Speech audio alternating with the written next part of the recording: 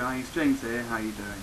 So this video is going to be a response to Completely Rational's comments on my first video about the death penalty, and despite my strong disagreements with him on this topic, I do highly recommend you check out his channel and subscribe.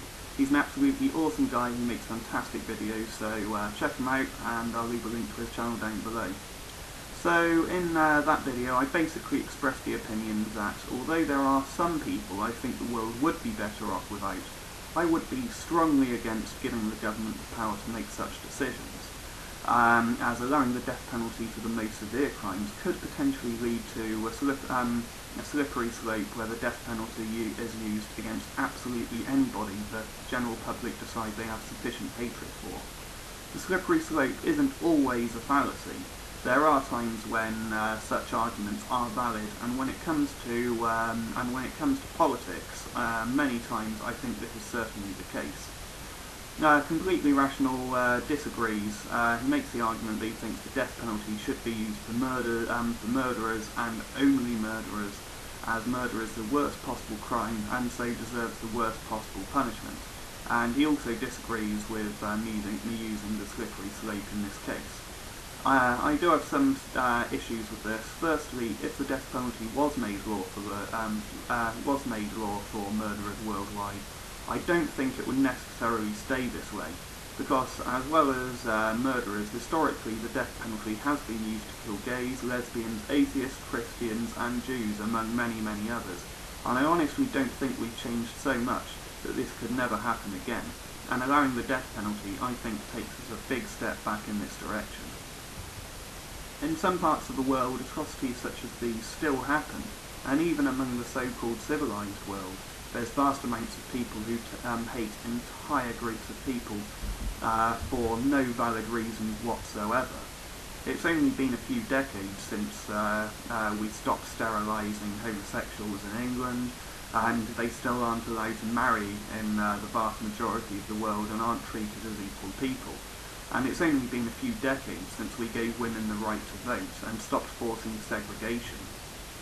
Secondly, as I briefly mentioned in the comments section, even if you decide the death penalty is only to be used against murderers, this is still extremely subjective. A serial killer who kills just for the sheer thrill of it, I think deserves a far more severe punishment than a parent who kills a paedophile who rapes their child, for example, or somebody who gets far too carried away whilst defending themselves, or somebody who kills another person because they have very strong reasons to believe that if they don't kill this person, then that person's going to come after them.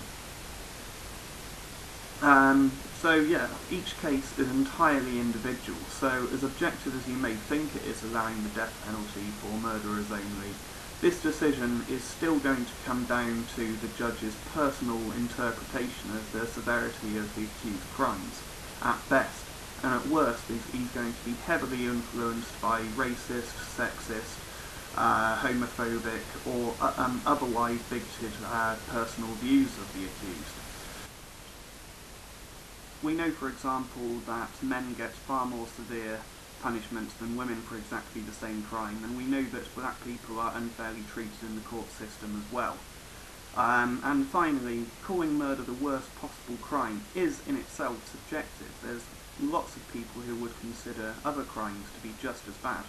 For example, a career criminal who's paralysed 20 people would be considered by many people to be worse than a one-time murderer, and certainly far more likely to pose a continued threat to society on release.